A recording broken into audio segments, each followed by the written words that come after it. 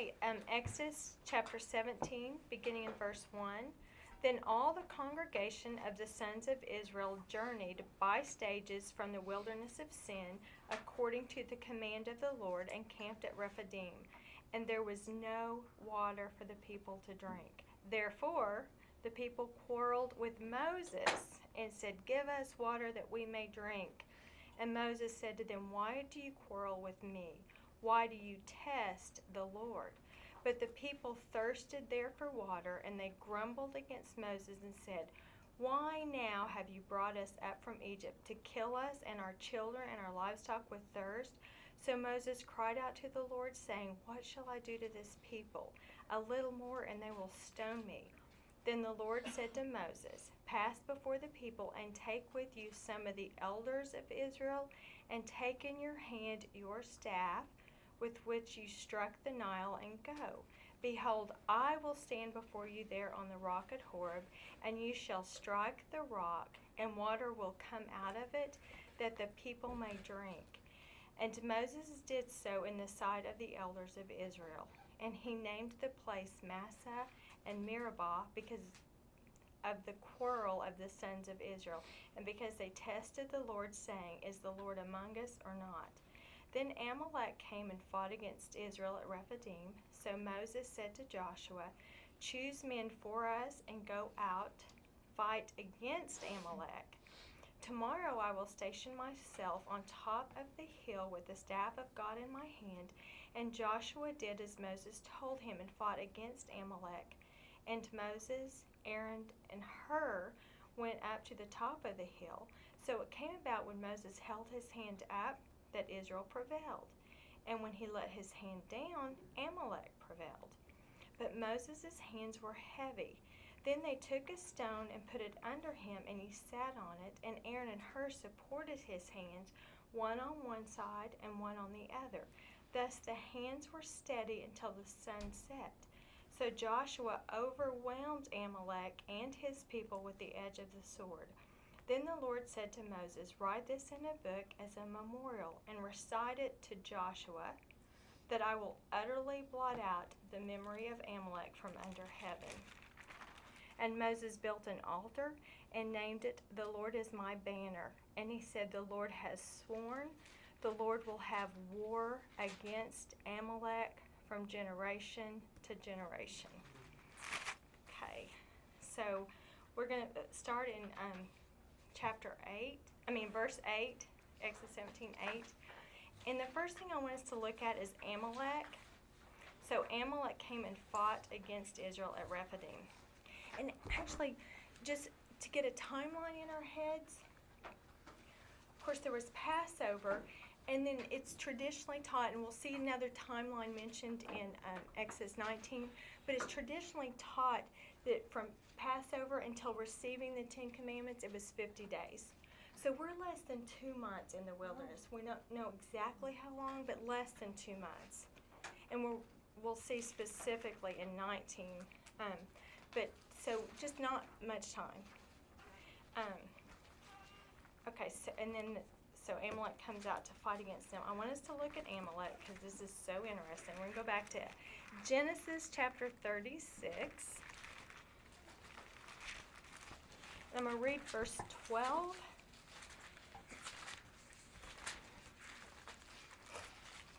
And if you all were here for the Genesis study, you have a family tree for Esau.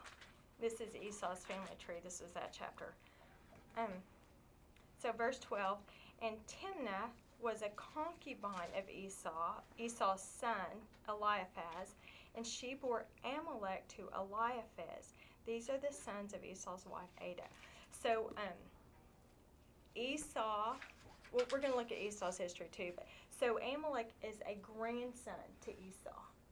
Okay, so Amalek is Esau's grandson. So now we're going to get the dynamics between these two family groups. So going back to Genesis 25, we're going to look a little bit at Esau and Jacob. Because Israel descended from Jacob. So you've got Jacob and Esau, so you've got these two families meet again.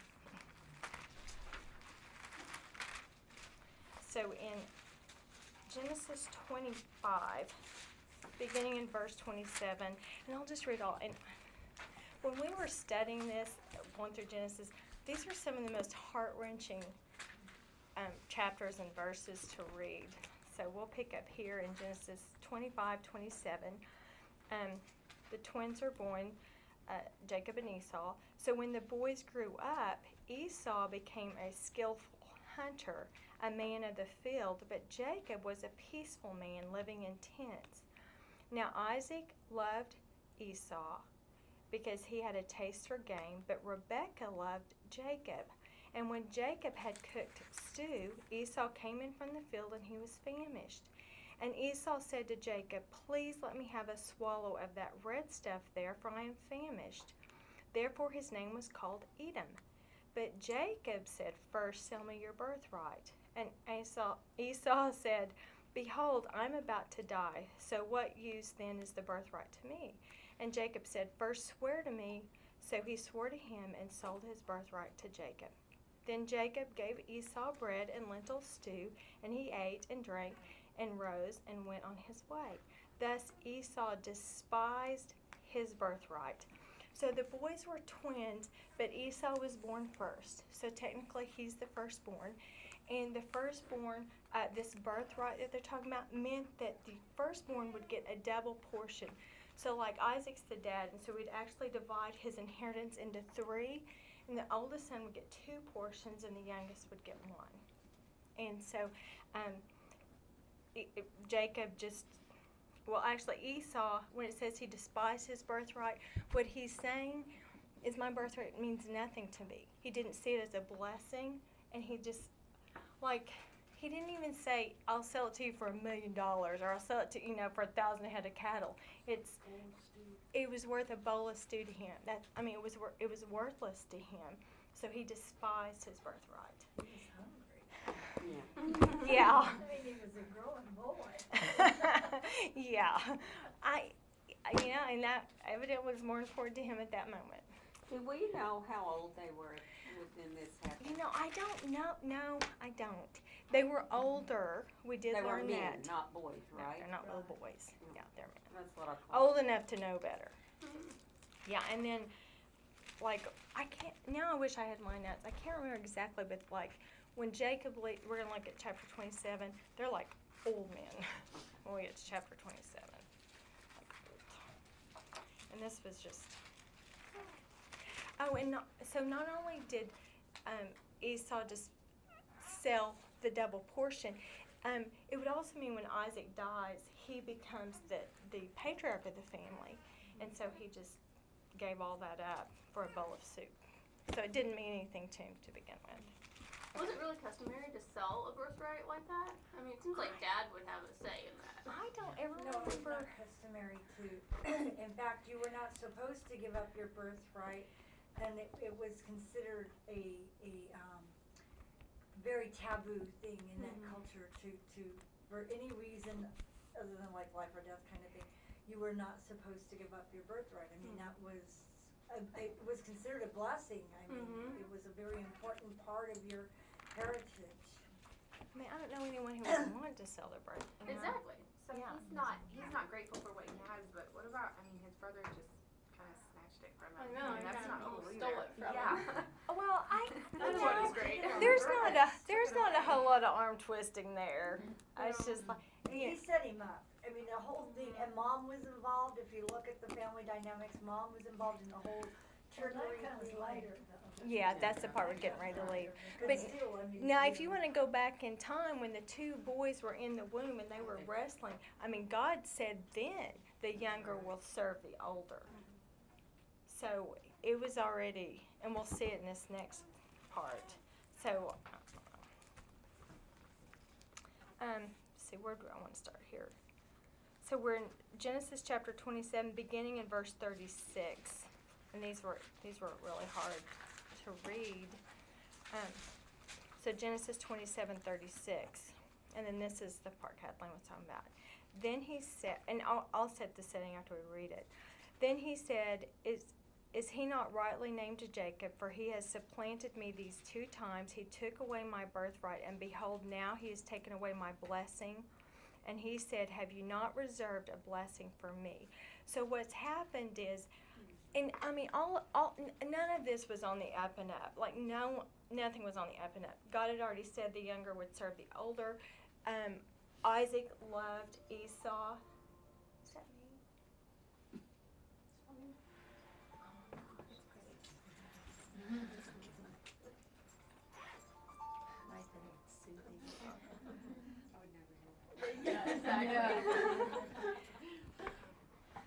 So now where was I? So Isaac loved Esau, and he wanted Esau to get the blessing. He did, even though God had said while they were in the womb. But it was kind of shady that he had set up to get Esau alone to give him this blessing. Because you would have brought all your sons together, and you would have given the blessing, and it would have been all together. And even when Jacob was blessing Ephraim and Manasseh, they all came in. He just crossed his hands to give the right hand blessing to the younger. But here it was a little shady, gets him off by himself. And so then Jacob tricks him. A lot of deceit. So Jacob tricks him by pretending to be Esau, and he goes to great lengths to pretend to be Esau. And so Isaac offers the blessing to Jacob. And now this is when Esau comes on the scene, because he comes in and says, okay, Father, bless me. And Isaac's like, what? Who just left? I just blessed you. He said, oh, that brother of mine. And if Dad had really been thinking about it, because he said, well, the body felt like Esau, because Esau was, it keeps talking about he was a hairy man, but he kept saying, but the voice is not. Right. And, I think Dad really kind of knew, but he just was like, well, this is his way of saying, well, how would I know? You felt like it seemed like it was the correct son. Yeah, we just don't know. But here, when Esau comes in and says, okay, Father, bless me, and Isaac's like, I just blessed you. Who did I just bless? And then that's when he comes out in verse 36, and Esau says, is he not rightly named Jacob? For he has supplanted me these 2 times. And I would say the first time, there was not a lot of arm twisting. It was a sell me your birthright. Okay, fine. It's yours. There was I don't think he was really tricked as much as he claims. But anyway, these 2 times, he took away my birthright. No, Esau sold his birthright willingly. He took away my birthright, and behold, now he has taken away my blessing. And he said, have you not reserved a blessing for me? But Isaac answered and said to Esau, behold, I have made him your master, and all his relatives I have given to him as servants, and with grain and new wine I have sustained him. Now as for you then, what can I do, my son? Then Esau said to his father, do you only have one blessing, my father? Bless me, even me also, O my father. So Esau lifted his voice and wept. Then Isaac his father answered and said to him, behold, away from the fertility of the earth shall be your dwelling, and away from the dew of heaven from above. And by your sword you shall live, and your brother you shall serve. But it shall come about when you become restless that you shall break his yoke from your neck. So Esau bore a grudge against Jacob because of the blessing with which his father had blessed him. And Esau said to himself, the days of mourning for my father are near, then I will kill my brother Jacob. So, anyway, that's when they send Jacob out. But yeah, just notice this grudge, and that this is going to be a lifelong grudge as you read the Old Testament. And so let's look at one more. In fact, I have here, I don't know what my notes.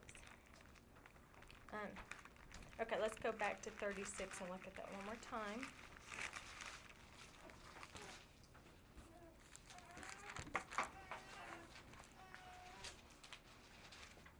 And you can see from verse 1, now these are the records of the generations of Esau, that is Edom. And then picking up in verse 7, for their property has become too great for them to live together. and the land where they sojourned could not sustain them because of their livestock. So Esau lived in the hill country of Seir. Esau is Edom. So Esau is Edom. So all throughout the Old Testament, you're going to read about the Edomites. And when you read Obadiah, you can really see this hill country where they lived was Mount Seir. So they were all in Canaan. Both these boys are so prosperous. I mean, their livestock, their servants. I mean, they are very, very wealthy men. And there wasn't enough land in Canaan to sustain them both, so they separated. And so Esau goes to Edom, or to Mount Seir, and I mean, it is a prime piece of land.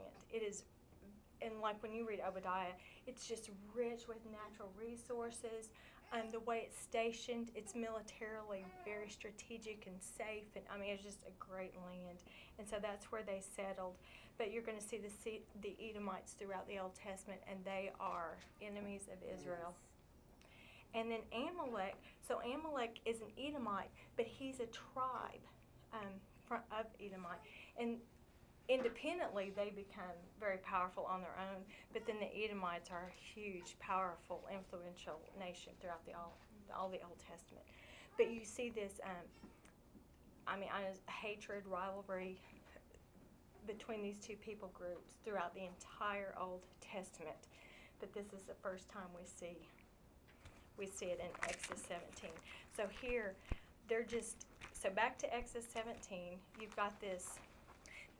So Jacob's descendants went into Egypt as a family. There were 70 of them. They were a family of 70, and now they're being birthed into a nation. But they're just so new, and they're just getting their feet on the ground. They don't even have laws yet. They're just newly birthed. And then here, Amalek comes and attacks them. And here's something else. All right, so then we got Amalek came and fought against Israel at Rephidim. And it was very common knowledge, and we'll read a passage from Joshua in a minute, but it was very common knowledge that they've just come out of Egypt, that they've been slaves for 430 years to the day. They are not a trained, seasoned army. They're not well equipped. And they had enormous wealth. If you remember, they plundered the Egyptians on their way out. This would have been very well known. And here comes Amalek. And from what I understand, Amalek, even though they were Edomites, they were also a very powerful tribe of their own. But they were more nomadic and less settled and more nomadic. So here they come. And just fresh out of slavery, they come and attack. So then in verse 9. So Moses said to Joshua, this is the first time we see Joshua mentioned. We're going to look at a verse. There's a whole book named after him. This is just the prepping time. Joshua will eventually be their military leader. And but anyway, this is the first time we see him mentioned. So Moses said to Joshua, choose men for us and go out, fight against Amalek. Okay, so do I have Exodus in there? Mm-hmm. Okay, let's look at Exodus, because this is interesting, and this is like going to summarize our lesson at the end too. But Exodus 14, 13 through 16.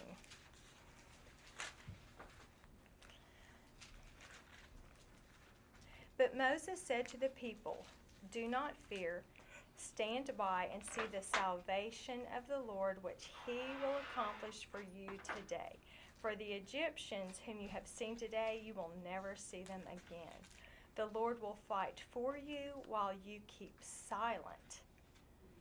Okay, this is so interesting because it's just the opposite. So when it's the Egyptian army, God's like, they're just spectators. They're just watching God work. He's going to part the Red Sea. They're going to walk over it, and then God, with the breath of his mouth, going to drown the entire Egyptian army. But this one, when it's Amalek, they have a little more involvement, I guess. So just keeping that in mind, very interesting. So, they're new, they're fresh out of Egypt, and then God says, I want some of your able-bodied men to go out and fight. So Joshua does this. He chooses men for us to go out and fight against Amalek. And then Moses says, tomorrow I will station myself on the top of the hill with the staff of God in my hand. Okay. So here's the battle plan. We're going to have men out there fighting, but Moses is going to be on the top of the hill with the staff of God. And that would just remind them. I mean, it reminds them of so many things, but it's going to remind them of God's power. Oh, and I didn't even read the part where Moses raised his staff and the waters parted. I mean, this staff would have just been a reminder of God's amazing power. It reminded them, the plagues. It confirmed Moses' leadership, and it also reminds them of the power of God. It's just in the last chapter, he used it to strike the rock to find the water. Yes. Then they seem like such little children, the analogy, because they have to have this physical display of, it's like when you tell a story to a child, you have to have something, to keep their attention. You can't just open a book and But it's read funny. it. Which that's how we're going to end the lesson. It's so good. Yeah. So keep that in Very mind. childlike. Yes. It's funny how he goes from the first time God telling him to use the staff to where then when he got irritated at the people, and it wasn't his job to be angry at the people. I mean, if anybody had the right to be angry at the Israelites, it was God. But instead, Moses takes it upon himself to, why am I having to do all this, and why am I having to show myself, instead of why we're doing this for God. And then instead of speaking to the rock, he not only hits it, but hits it twice. Yeah. So Well, we haven't gotten there yet. Sorry. That's way later after Sorry about that. lots I and didn't mean lots- to skip ahead, Dawn. lots and lots of experience, and they still, I just think it's just amazing. Yeah, that it is transition. amazing. Yes. Okay, so in Exodus 17:10, and Joshua did as Moses told him and fought against Amalek. And Moses, Aaron, and Hur went to the top of the hill. Okay, so we know Aaron is the older brother to Moses, and I think Moses is 80 and Aaron's 83. And they go to the top of the hill, and this is the first time we see her, but it will not be the last time we see her. And we'll see him again in Exodus 31. His grandson is going to be the chief artisan or the chief craftsman for the building of the tabernacle. Do we know his lineage? I I mean, I don't. I just No, wondered this if is like the somebody first knew. time. We'll see it after the Okay. fact, but I don't know anything. He's of the tribe of Judah. That I know. He's the tribe of Judah, but other than that, so we have 2 Levites and 1 from the tribe of Judah. And we know Aaron's going to inherit the priesthood. And they're kind of acting in that role. Moses is like acting as a mediator in a sense, I guess, for them. Okay, verse 11. So it came about when Moses held his hand up that Israel prevailed, and when he let his hand down, Amalek prevailed. Very interesting because the soldiers haven't changed, the weapons nothing's changed, just the position of the staff has changed. And then verse 12, but Moses' hands were heavy. Then they took a stone and put it under him, and he sat on it, and Aaron and Hur supported his hands, one on one side, one on the other. Thus his hands were steady until sunset. Joshua overwhelmed Amalek. And I just wanted to read that part because it's so, here you have their first battle, their first encounter with an enemy. You don't see any details of the battle. All the focus is at the top of the hill and not in the valley. I find that very interesting.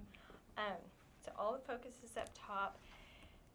Of course, Aaron Hur holding his hands up. So as long as his hands up, I mean, I don't even know what that means. One suggested that, raise the staff, and I don't know. And then, it was just the raising of the staff. And others had looked at it as when the people saw the staff raised, they fought with more confidence. It was a reminder that God's with us. As long as they could see the staff raised, they felt the power, that reminded of God's power. And it just shows Moses' humanity. I mean, who wouldn't be tired holding her I hand? know. He was just a man, even though, Yes. God used him in all these wonderful ways. He's just Still a man. man. A man. It was Yes. all God's power. It had nothing to do with Moses. That is such a good point, Well, yes. I was wondering if Moses may have been like a conduit for God, Yeah. how in electricity, how you have something that'll pass it from one side to the other, so God's Well, power that's was the thing, kind of a flowing. mediator, in a His sense. power was flowing through Moses. And you also have to consider that these people who were doing the actual fighting down below, You know, many times in the scripture, the angels of God were doing the fighting. Yes. And when his arms were up, perhaps the angels came out and really did the Yes. fighting. Yes. But the soldiers had all these extras out there helping them. And when his arms went down, the angels disappeared. Backed off.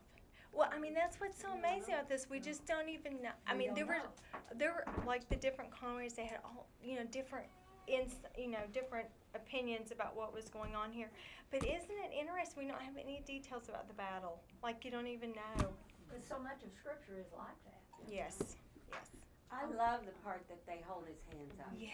And her. Yes. You know, I just see it could be with any person, but at times Yes. we all need somebody to hold our I was just hands about to up, say that. you That's know. exactly what I was gonna say. And I think about our staff, you know, Yes. that we need to be supporting as long as they're doing according to the Word of Right. God. You know, we need to be holding those things up, and our friends. And sometimes we don't do that. Sometimes we fuss, or we well, you kind of deserve what you're getting, over there, and that sort of thing. But we need that. Well, it's like to Kelly's point, humans get tired. We get tired. We get physically tired. We get Sure. emotionally tired, and we get spiritually tired. And it is so, like, much was made about this being intercession. We just don't know. The That's what I scriptures just kind of aren't. maybe thought. I was gonna say the exactly Yeah. what you said. That like her kind of played. It seems like an insignificant Yeah. role, but yet he did not. It looks like he did, but he did not. And recently, a friend of mine, her daughter she's in remission cancer now, but so I sent her that verse, and I was just writing about it, and I was like, I hope I'm not saying this out of context, but like the handhold, she was Yeah. talking about how tired she was in Yes. this battle with Yes. cancer, and they pray and they trust, but you grow weary, and sometimes your faith kind of wavers, and so I was trying to encourage her to tell her, there's so many people that are the hers in your life, Yes. holding up, Yes. your hands when you're weak. And you And, need to be willing to let somebody. Right. Yes. Like, a lot And of of people are like, course no, she- I can do it all myself. Right, Like, oh. right, and of course That's a good they balance. were at that point where they were just like, we have no option but Yeah. to allow people to help and pray us through. But that's what Yeah. I thought of it. I was like, I hope this is within context I that I'm giving her the scripture. I always worry about that, but Yeah. that's what I think of, the intercessory prayer. There was a lot of really good commentary that did associate it with that. I just don't know. I just know when his arms were up, his arms were tired. Someone else had to hold him up, and it was all of that. And talking about the humanness of Moses, it's amazing because, there's so much that we relate to, and you think about, like, how that God was so patient, even when Moses argued at the beginning about, well, I can't do it, I'm too young, I have a speech problem, and I think about sometimes how often we tell God, I don't call me to do what, that, I can't do that, I'm not equipped for what reason, it's just funny because, it reminds me about that saying about, tell God your plans and watch him laugh. But, and we do that so often, we do, we're so good about telling God, you can't be calling me to go do whatever that is, I'm not equipped to do that. You must have meant my sister, or you must have meant somebody who's like super spiritual, because that's not me. It is funny though, because we really, Moses and Peter's another one, you really relate to Yes. the impulsiveness and stuff of them. They're very that real. humanness. And then also just the fact that it was at the top of the hill, everyone could see. It wasn't down at the bottom or at the side of the No battle. pressure It went there. up top, Everybody so that the watching you. people, the wives, the children, the warriors, it would have been visible. And such an encouragement to look up and But see think about him. the pressure though, everybody's watching. I wouldn't want that, I wouldn't want that You job. gotta get that guy. And then I loved verse 13 where he says, and Joshua overwhelmed Amalek. I looked at this word overwhelmed because it was different in different translations, and one of the translations said mowed down and disabled. So I thought that was so funny. So I wanted to look up the word, and it does to make prostrate, to disable, to weaken. So this was a big victory. Yeah, the for a enemy bunch says of he little overcame with a shepherds sword. with no and I'm getting. I mean, the Bible doesn't address it, but I'm pretty sure Pharaoh didn't train him in Pharaoh's army because he was kind of afraid of him. So, I mean, they're just shepherds, and they go out and they win this great victory over their first like battle, and then just new. Well, the sheer numbers is what scared Pharaoh. Yes. Was the sheer numbers. Yes. So he did not train. No, he would not have trained him. I'm pretty sure. I think I can say that pretty confidently. So Joshua overwhelmed Amalek with his people, and his people with the edge of the sword. So we get a little clue. I mean, that's like it on the battle. Oh, they use swords. We don't know how many. We don't know. Well, it says that tomorrow. He's telling them tomorrow I'm going to do this. So it's like, it's not going to be about your fighting. It's all God. This is Yes, what's gonna happen. exactly. Which that's the whole point of this passage. That's the whole point of these last 2 chapters. That's just the point. So verse 14, then the Lord said to Moses, write this in a book as a memorial and recite it to Joshua that I will utterly blot out the memory of Amalek from under heaven. And isn't it interesting? This is the first time we really see God say, write this. I mean, this is write this down. And then write in a book as a memorial. So, I mean, God's big on it. Remember, never forget, don't forget, never forget, remember this. And so here, a memorial, this is something I don't want you to ever forget. And recite it to Joshua, which might be odd at the time, but we already know he's going to be the leader when they go into the promised land. So he wants Joshua to know and have this recited in his ear that I will utterly blot out the memory of Amalek from under heaven. And so these are like fear of God words to me. The way he talks about Amalek, that's just scary. And we've already learned, that's been the theme of, as up to this point, from Genesis 1 to this point, God does exactly what he says. So if he says he's going to utterly blot out, then he's going to utterly blot out. The other thing I find interesting is we'll look at it when the time comes. It's in 1 Samuel 15. But like with Sodom and Gomorrah, it was immediate. Like they sinned, they're wiped out, and they're utterly destroyed right then and there. And then we see with Babylon, they're not destroyed until the end of the end of the end. They're not going to be destroyed till Revelation 14, 16, 18. And Amalek's in the middle. It's just interesting, the time. It's not always immediate. Well, he's got to keep you guessing. Yes, That's your faith. exactly. But my walk away encouragement is, he is just, because you don't see Amalek at the UN. So he does exactly what he says he will do, exactly. And so, one of my son's favorite saying is, does that scare you or does that comfort you? So when we talk about, God is just, he never forgets, he will judge rightly.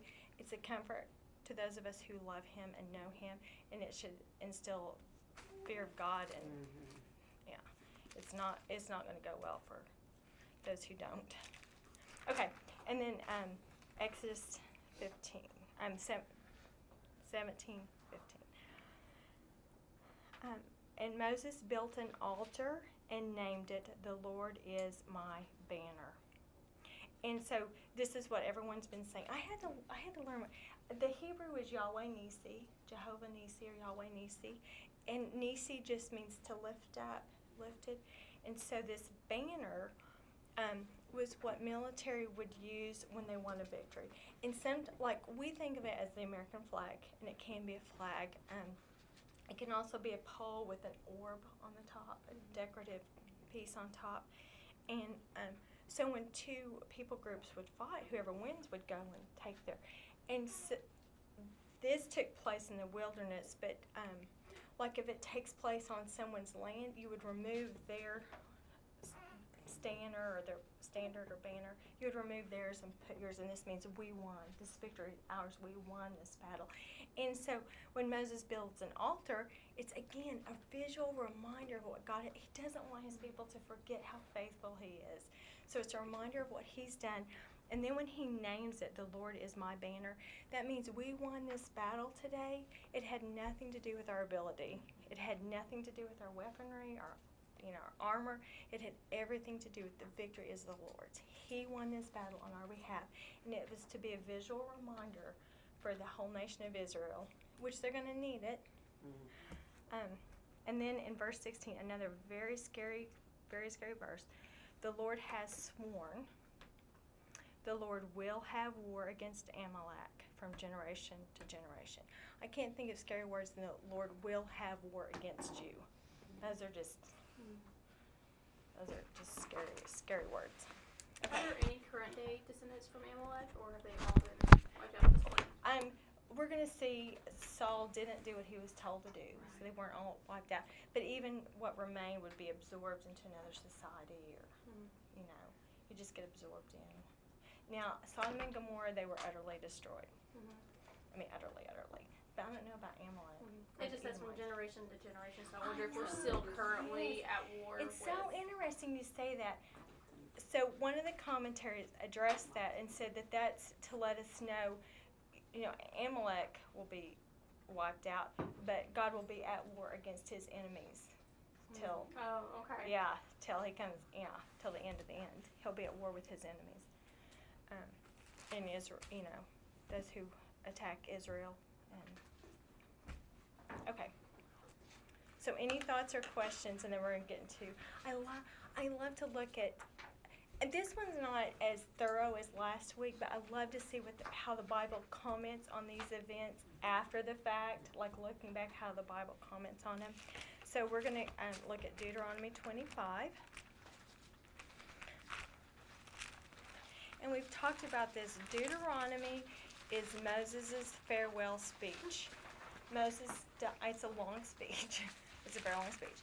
But he dies at the end of Deuteronomy, and he's buried, and then Joshua takes him on into the promised land. But this is Moses passionately saying his farewell and reminding them of everything they need to remember before entering the promised land. And so in Deuteronomy 25, beginning verse 17, so this is 40 years later. So we have the war actually took place right out of Egypt, and this is 40 years later. And he says, remember what Amalek did to you along the way when you came out from Egypt, how he met you along the way, attacked among you all the stragglers at your rear when you were faint and weary, and he did not fear God. So you get a little insight to what they did. And like I said, they would have come out, it would have been known, these little shepherds who've been slaves for 430 years, defenseless, helpless, wealthy, and if you're a nomad tribe who hates Israel and the Jews. And then I wanted you to see this too, how they did not fear God. If you turn a few pages to the right in Joshua chapter 2, I like the contrast. So when we get to Joshua chapter 2, which is not long after Moses' farewell speech. So Joshua chapter 2, beginning in verse 8. And they send in spies to Jericho. Jericho's going to be the first battle they have. And they go to Rahab, the prostitute, which we see her in the New Testament. So this is talking about Rahab. Now before they lay down, Rahab came up to them, meaning the two Hebrew spies who'd gone into the land to spy out the land. So she's talking to the Hebrew men.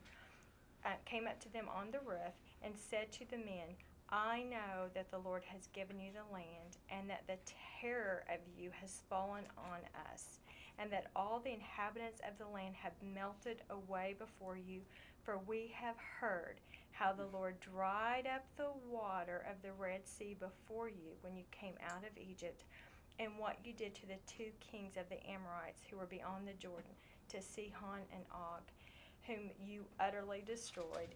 And when we heard it, our hearts melted, and no courage remained in any man any longer because of you. For the Lord your God, he is God in heaven above and on earth beneath.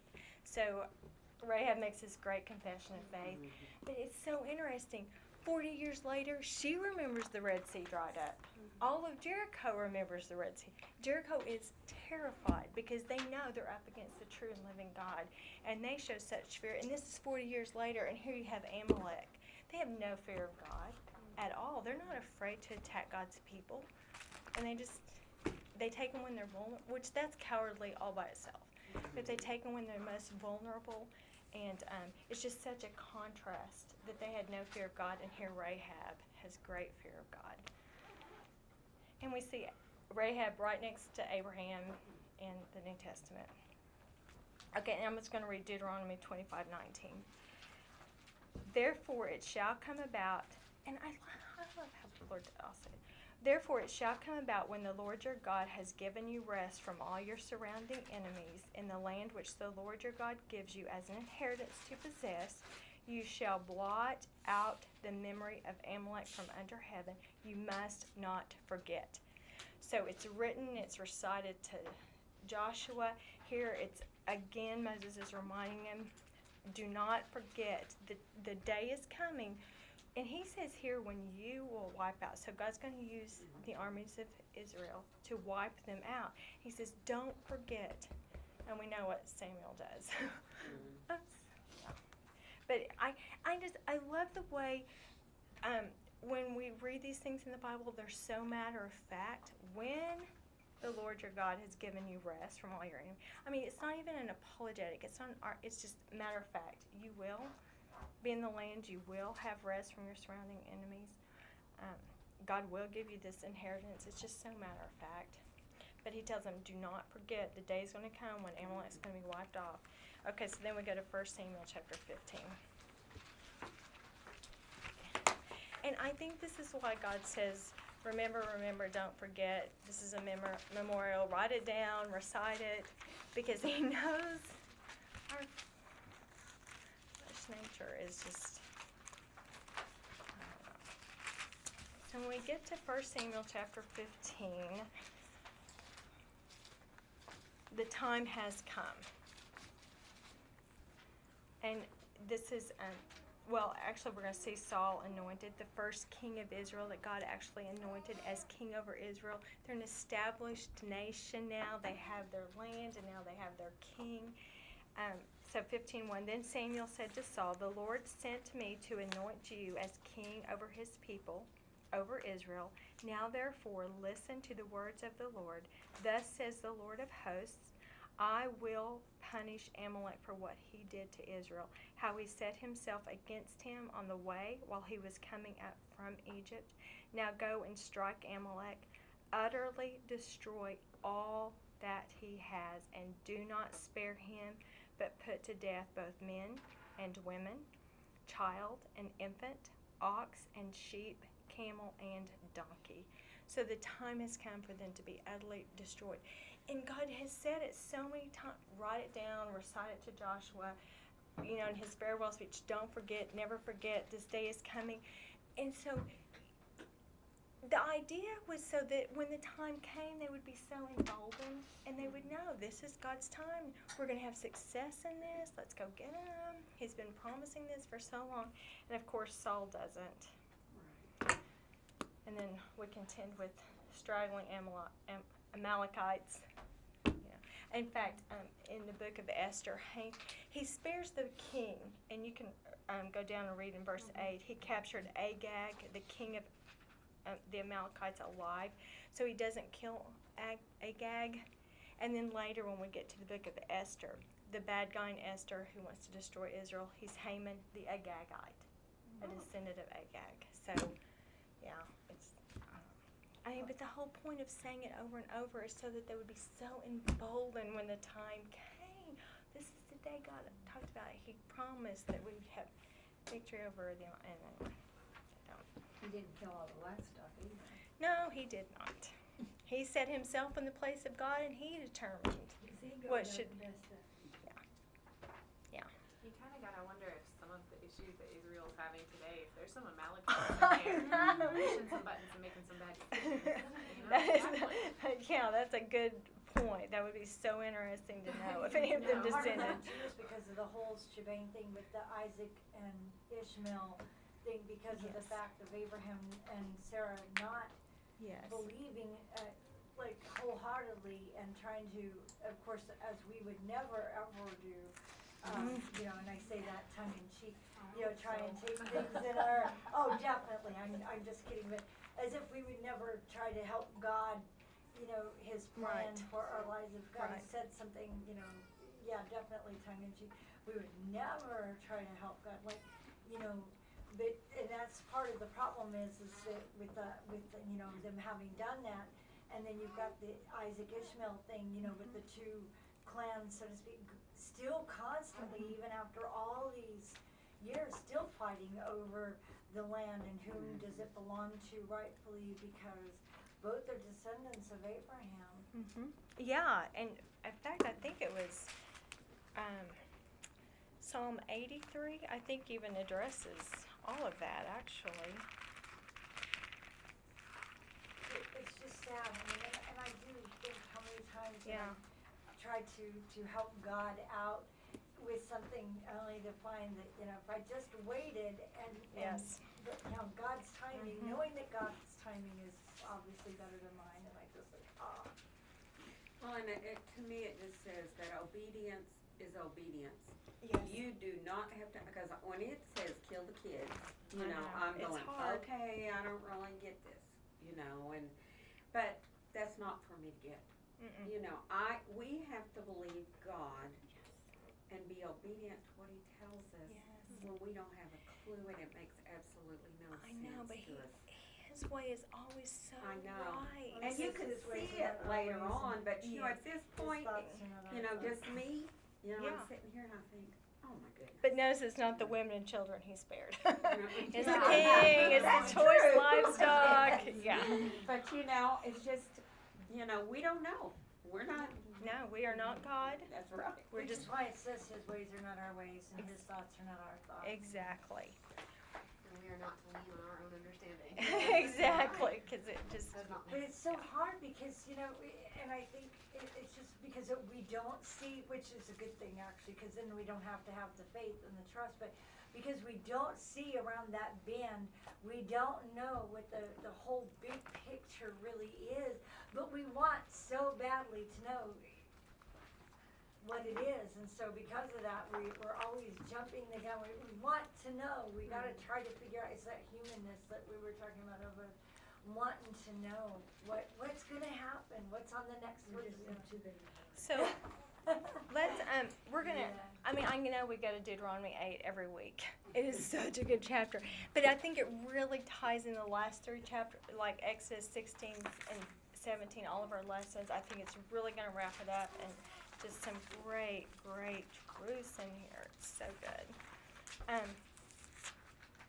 I'm gonna read Deuteronomy 8 again. It's just you guys are smarter than Okay, so not I'll wait for everyone to get there. Deuteronomy 8, we'll start in verse 1, because I think we have plenty of time to read the chapter and look at it again. It's so good, though. It's so good. It's such a great. And again, this is Moses' farewell speech, and he's really trying to prepare them for the promised land. So Deuteronomy 8, beginning verse 1. All the commandments that I'm commanding you today, you shall be careful to do, that you may live and multiply and go in and possess the land which the Lord swore to give to your forefathers. And you shall remember all the way which the Lord your God has led you in the wilderness these 40 years, that he might humble you, testing you to know what was in your heart, whether you would keep his commandments or not. And he humbled you and let you be hungry and fed you with manna, which you did not know, nor did your fathers know, that he might make you understand that man does not live by bread alone, but man lives by everything that proceeds out of the mouth of the Lord. Your clothing did not wear out on you, nor did your foot swell these 40 years.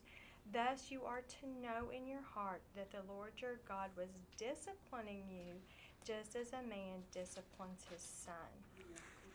Therefore you shall keep the commandments of the Lord your God, to walk in his ways and to fear him, For the Lord your God is bringing you into a good land, a land of brooks, of water, of fountains and springs flowing forth in the valleys and hills, a land of wheat and barley, of vines and fig trees and pomegranates, a land of olive oil and honey, a land where you shall eat food without scarcity, in which you shall not lack anything, a land whose stones are iron, and out of whose hills you can dig copper. When you have eaten and are satisfied, you shall bless the Lord your God for the good land which he has given you. Beware lest you forget the Lord your God, by not keeping his commandments and ordinances and his statutes which I am commanding you today. Lest when you have eaten and are satisfied and had built your good houses and live in them, and when your herds and your flocks multiply, and your silver and your gold multiply, and all that you have multiplies, then your heart becomes proud, and you forget the Lord your God, who brought you out from the land of Egypt, out of the house of slavery. He led you through great and terrible wilderness, with fiery serpents and scorpions and thirsty ground where there was no water. He brought water for you out of the rock of flint. In the wilderness he fed you manna, which your fathers did not know, that he might humble you and that he might test you to do good for you in the end. Otherwise you may say in your heart, my power and my strength and my hand made this wealth. But you shall remember the Lord your God, for it is he who is giving you power to make wealth, that he may confirm his covenant which he swore to your fathers, as it is today. And it shall come about, if you ever forget the Lord your God and go after other gods and serve them and worship them, I testify against you today that you shall surely perish, like the nations that the Lord makes to perish before you. So you shall perish, because you would not listen to the voice of the Lord your God.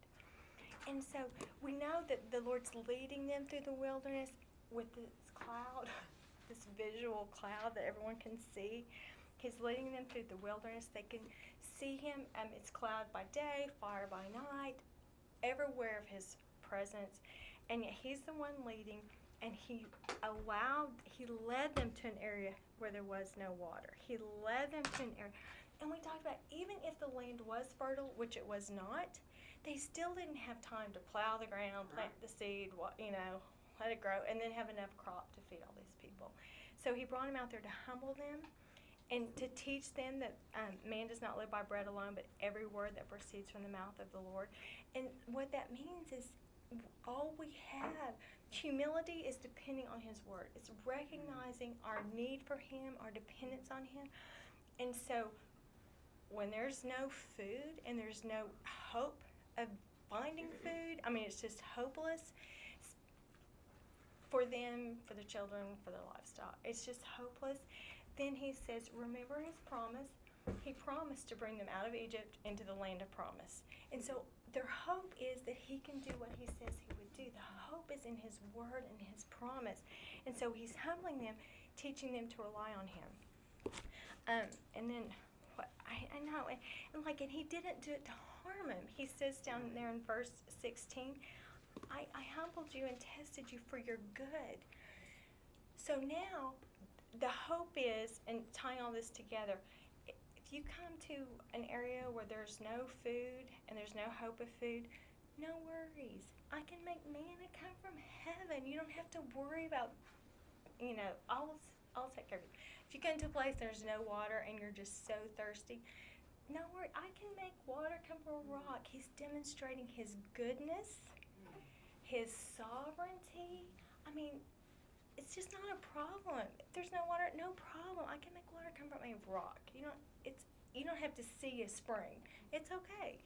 He's there. If you come against an enemy that's bigger and mightier and more powerful, I promise to bring you into the land of promise. It's okay. I'll fight for you. So that's one lesson. It's just teaching them his goodness. And we've talked about this. Anyone can make a promise. Anyone can make a covenant. Anyone can say, I will. Anyone. But God actually can keep it. So not anyone can keep their promise. As well-intentioned as we can be, things happen. But not if you're God. that's what he's showing, his sovereignty.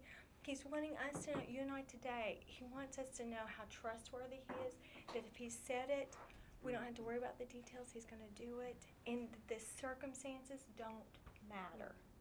Isn't this one of the passages that Jesus quoted when he was tempted in Yes, the desert? exactly. Yes, Matthew chapter 4. Yes, yes, this is the one when he was tempted because he was hungry. He's like, just God takes care of those things.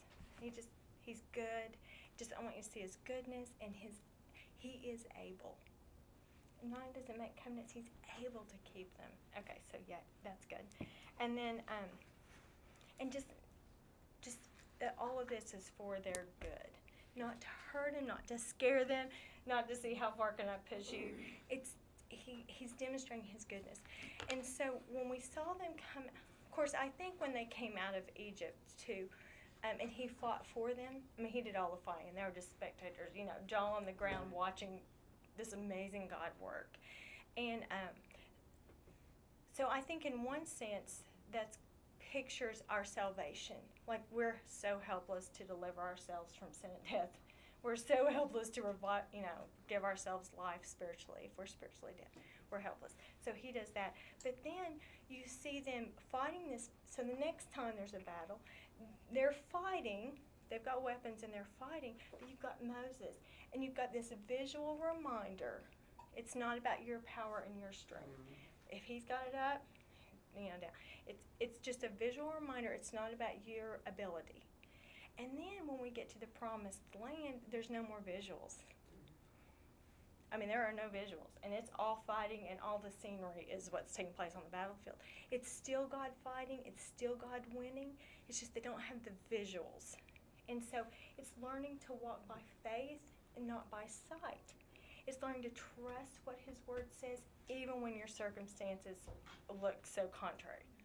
So if he says, I can deliver you to the land of promise, and you come to a place there's no food, I mean, he's just saying that I can make water. I mean, water come from a rock, manna come from the sky.